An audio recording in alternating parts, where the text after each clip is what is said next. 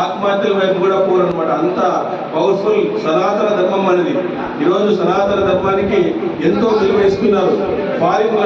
Foreigners కూడా సనాతన ధర్మంలోకి వచ్చేస్తామంటున్నారు. Foreigners ఎన్నో దేశాలు కూడా ఈరోజు సనాతన ధర్మం మీద, సనాతన ధర్మం కోసం వాళ్ళందరూ కూడా మన వైపు వస్తున్నారు. మనము ఇంకా సనాతన ధర్మానికి అట్రాక్ట్ కావడం లేదు.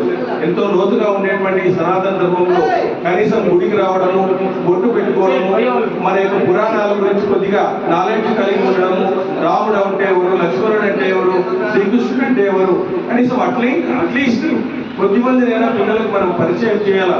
పొద్దున్న లేస్తేనే స్కూల్కి పోయేటప్పుడు వాడికి ఒక మంచి మంత్రమో ఏదైనా ఒక పద్యమో చెప్పి కనీసం వాడిని స్కూల్కి పంపిస్తే వాడు ఆనందంగా కూడా చదువుకుంటాడు, ఏకాగ్రతగా కూడా చదువుకుంటాడు. కాబట్టి అందరూ కూడా హిందూ ధర్మం పట్ల అందరూ ఈరోజు ఈ మధ్య వస్తున్నారు.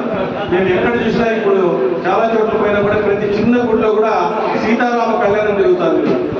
ప్రతి చిన్న గుడిలో కూడా సీతారామ కళ్యాణం జరుగుతుంది.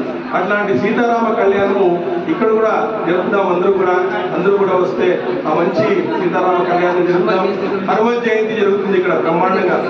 అప్పుడు హనుమత్ జయంతి చాలా బాగా జరుగుతుంది. అందరూ కూడా రండి.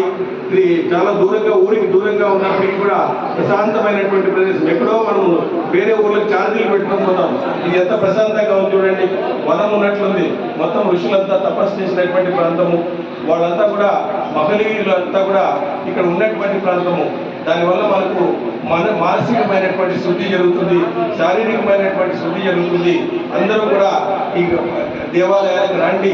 మన దేవాలయాలు మనమే రక్షించుకోవాలా, ఎవరు రక్షించుకోరు.